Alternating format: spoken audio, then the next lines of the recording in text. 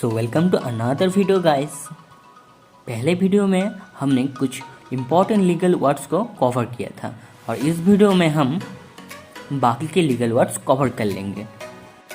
तो अगर आपने उस वीडियो को अब तक नहीं देखा तो नीचे जाकर डिस्क्रिप्शन में जाकर लिंक को क्लिक कर आप वो वीडियो देख सकते हैं, या फिर आई बटन में भी आपको वीडियो का लिंक मिल जाएगा और मैं डिस्क्रिप्शन में और कमेंट बॉक्स में दोनों पर ही वीडियो का लिंक दे दूंगा। तो चलिए स्टार्ट करते हैं। तो पिछले वीडियो में हमने 23 वर्ड्स को कवर किया था, तो हम इस वीडियो में नंबर 24 से स्टार्ट करेंगे, क्योंकि इस वीडियो में हम बाकी सारे वर्ड्स को कवर करने जा रहे हैं तो वीडियो काफ़ी लंबा हो सकता है। तो वीडियो को पूरा समझने के लिए आखिर तक ज़रूर देखना। सो नंबर 24 है डिक्री।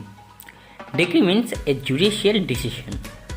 अब डिक्री, ऑर्डर और जजमेंट में थोड़ा सा कन्फ्यूजन रहता है सबको, लेकिन वो कन्फ्यूजन मिटाने के लिए एक अलग से वीडियो बनाना पड़ेगा। तो आप सब अगर चाहते हैं कि मैं अलग से इस टॉपिक पर एक वीडियो बनाऊं तो मुझे ज़रूर कहना।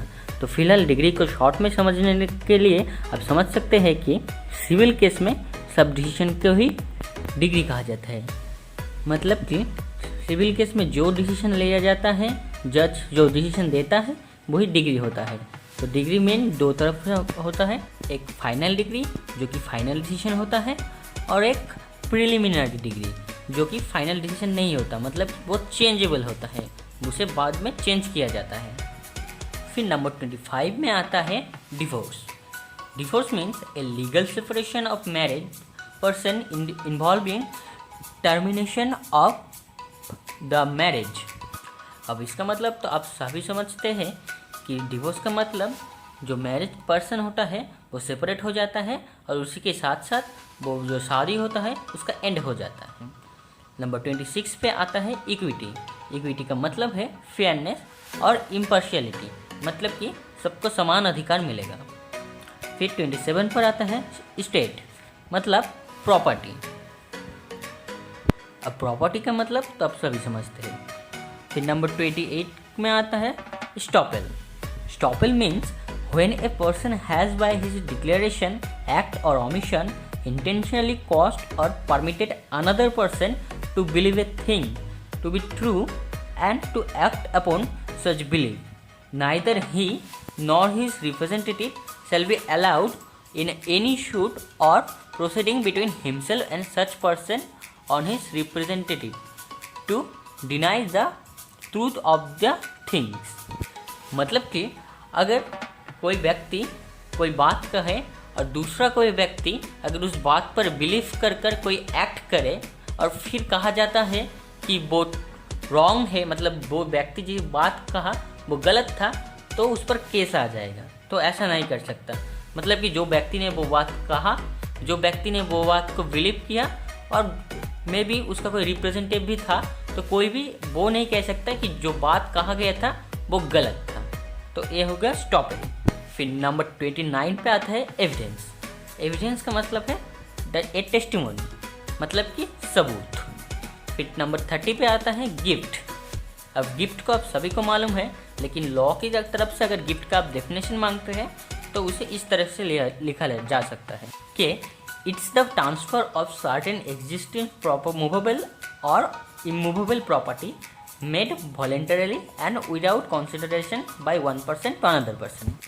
मतलब कि जब एक व्यक्ति कोई दूसरे व्यक्ति को अपने खुद से किसी प्रेशर में ना आकर अपने खुद से कोई मूवेबल, मतलब कि जो प्रॉपर्टी मूव हो सकता है, जैसे कि पैसा या फिर कोई प्रोडक्ट हो गया, और कोई अनमूवेबल प्रॉपर्टी भी, जैसे कि कोई लैंड हो गया जिसका सिर्फ ओनरशिप चेंज हो सकता है लेकिन उसे दिया नहीं जा सकता। तो वो मूवेबल एंड अनमूवेबल प्रॉपर्टी अगर कोई व्यक्ति कोई दूसरे व्यक्ति को देता है, वो भी अपनी खुद से और विदाउट कंसिडरेशन, मतलब कि इसके पहले उन दोनों व्यक्ति में इस गिफ्ट को लेकर कोई बातचीत नहीं होगी, मतलब कोई भी कंसिडरेशन नहीं होगी, तो उस तरह का ट्रांसफ़र को गिफ्ट कहा जाता है। फिर नंबर 31 पे आता है इन्फ्रिंजमेंट। इन्फ्रिंजमेंट का मतलब है वायलेशन या फिर आप कह सकते हैं ब्रीच, जिसका हिंदी में मतलब होता है कि किसी भी चीज़ का व किसी भी रूल्स का उल्लंघन करना। फिर 32 में आता है इंजुरी। इंजुरी का लॉ में मतलब है ए हार्ट या फिर ए मिसचीफ मतलब कि नुकसान होना, या फिर आप कह सकते हैं किसी को चोट पहुंचाना। अब ये चोट मॉनिटरली भी हो सकता है, फिजिकली भी हो सकता है, या फिर मेंटली भी हो सकता है। फिर नंबर 33 पे आता है जज।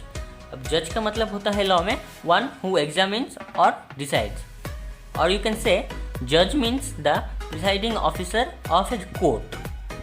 मतलब कि कोर्ट का जो मुख्य ऑफिसर होता है या फिर प्रिसाइडिंग ऑफिसर होता है उसे जज कहा जाता है, जो एग्जामिन और डिसाइड देता है या फिर जो जजमेंट देता है। फिर नंबर 34 पर आता है judgment. Judgment means the statement given by the जज on the ground of a decree और ऑर्डर, और you can say the judgment is the final decision of the court as to the guilt और innocence of the accused. मतलब कि judgement को आप कह सकते हैं कि जज का जो डिसीजन होता है वही जजमेंट होता है, या फिर आप कह सकते हैं कि जज आखिर में जो डिसीजन देता है जिससे जो अक्यूज पर्सन होता है, मतलब जो दोषी होता है, वो असल में दोषी है या निर्दोष है, वो परमानेंट होता है, जो डिसीजन को जजमेंट कहा जाता है। तो नेक्स्ट आता है किडनैपिंग। किडनैपिंग तो आप सबको भी मालूम है। किडनैपिंग का मीनिंग है स्टीलिंग ए चाइल्ड, मतलब कि किसी बच्चे को चोरी कर लेना। फिर 36 पर आता है मलिस। मलिस का मतलब है रॉन्गफुल इंटेंशन, और you can say evil intention, और you can also say ill will, मतलब कि कोई गलत इंटेंशन, मतलब कोई गलत उद्देश्य। फिर नंबर 37 पर आता है मैट्रिमोनियल। मैट्रिमोनियल मीन्स रिलेटिंग और पर्टेनिंग टू और कनेक्टेड विथ मैरिज, मतलब कि शादी से रिलेटेड कुछ भी मैट्रिमोनियल में आता है।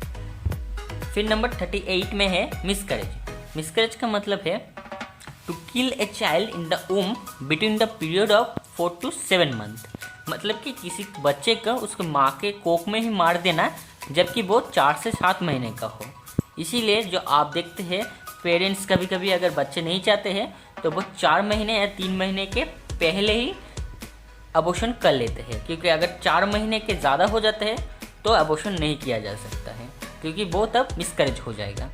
फिर नंबर 39 पे आता है मिस रिप्रेजेंटेशन। आप मिस रिप्रेजेंटेशन का 2 मतलब आता है। पहला टू रिप्रेजेंट रॉन्गली, मतलब गलत तरीके से कोई किसी चीज़ को रिप्रेजेंट करना। फिर आता है द एक्ट और इफेक्ट ऑफ मिस रिप्रेजेंटेशन, मतलब कि मिस रिप्रेजेंटेशन करने के बाद जो इफेक्ट एक्ट मतलब जो रिजल्ट निकल के आता है वो भी लॉ में मिस रिप्रेजेंटेशन ही कहा जाता है। फिर नंबर 40 पे आता है मिस्टेक। मिस्टेक का मीनिंग है ए एरर और ब्लंडर, मतलब गलती, जो इंग्लिश में है वो भी लॉ में ही है। फिर 41 पे आता है पिटिशन। अब पिटिशन का भी 2 ही मतलब होता है। पहला to address a petition to, मतलब कि किसी पिटिशन को एड्रेस करना भी लॉ के लैंग्वेज में पिटिशन ही कहा जाता है। फिर दूसरा नंबर में पिटिशन का मतलब आता है कि ए सप्लिकेशन, मतलब कि कोई रिक्वेस्ट, कि कोई रिक्वेस्ट भी पिटिशन में लॉ की लैंग्वेज में पिटिशन कहा जाता है।